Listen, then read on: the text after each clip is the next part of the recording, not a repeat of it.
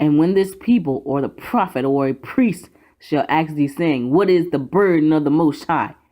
Thou shalt then say unto them, what burden? I will even forsake you, saith the Most High. And as for the prophet and the priest and the people that shall say the burden of the Most High, I will even punish that man and his house. Thus shall ye say, every one to his neighbor and every one to his brother, what hath the Most High answered, and what hath the Most High spoken? And the burden of the Most High shall ye mention no more. For every man's words shall be his burden, for he hath perverted the words of the living power of the Most High of hosts, our power. Perverting the words of the Most High. Gocc Ricard, Gocc Jordan. Thus shalt thou say to the prophet, what hath the Most High answered thee, and what hath the Most High spoken?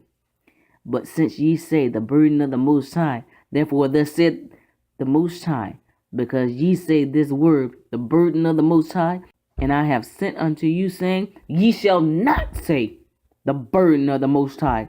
Therefore, behold, I will utterly forget you, and I will forsake you in the city that I gave you and your fathers, and cast you out of my presence. And I will bring an everlasting reproach upon you, and a perpetual shame, which shall not be forgotten. And we know that last verse applies to us going into captivity. Yet the other words are living waters that are flowing out of the prophetess' mouth this morning. We rise up early and giving you the word of the Most High, perverting his word, the burden of the Most High. You shall not say it anymore. The judgment is coming on the false prophets and their houses. Let's continue on to 2 Ezra 15 to see why the Most High has to deliver the whole house of Israel out of the land of the north and out of spiritually Egypt. Because remember, it's the pastors that scattered the flock, that scattered the sheep, and prophesied lies in the Most High's name, and lifted themselves up and set themselves up as prophets and priests of the Most High. Now, 2 Ezra 15 is a long chapter, and so I just got the meat of the scripture from 2 Ezra 15, and it states once again, behold, my people is led as a flock to the slaughter. I will not suffer them now to dwell in the land of Egypt. And who's leading these people to the slaughter? As we read in the book of Jeremiah, the pastors and the priests and the false prophets. But I will bring them with a mighty hand and a stretched out arm, and smite Egypt with plagues as before, and will destroy all the land thereof. Egypt shall mourn, and the foundation of it shall be smitten with the plague and punishment that Ahiah shall bring upon it. See, this is why the Most High has to bring judgment. It's not because of Shabar. It's not because of the prophetess from the tribe of Gad, Genesis 49:19. You want to be the flock. You want to be the chief of the Most High's pastors and not listen to the words that he sent through his prophetess. Oh yeah, we know now, without a shadow of a doubt, that the Most High sent prophetess. You had Miriam, Deborah, Anna. Anna was prophesying the redemption of the house of Israel.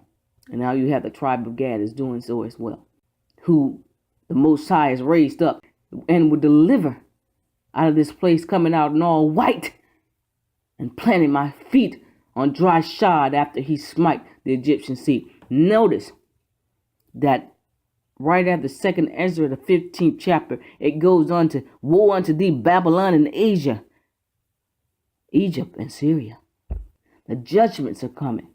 Even this Egypt, spiritually Egypt, that the Most High is talking about in 2 Ezra 15.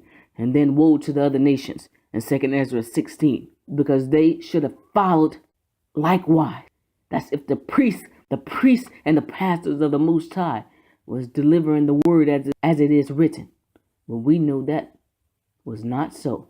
Hence, we over here shackled down in spiritual chains and cannot even worship the Most High Ahiah.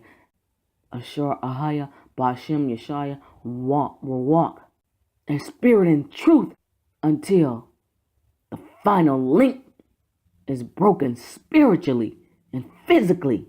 How do you do that? By regarding the words of the Most High. Yeshua told you that they slaughtered the prophets that he sent, the prophetess that he sent. He would have been gathered us, but not so. Even he had to disappear after he gave that statement from the wicked of the house of Israel.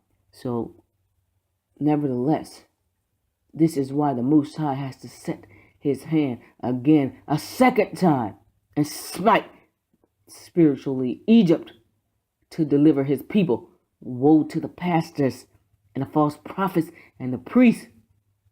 The Most High has your visitation and is coming along with these plagues that is about to be poured out on the daughter of Babylon. So, those who have an ear, let them hear what the Spirit is saying. Chicago will be the first to fall, and Jamestown, Virginia, the last standing. Thus saith the handmaid of the Most High.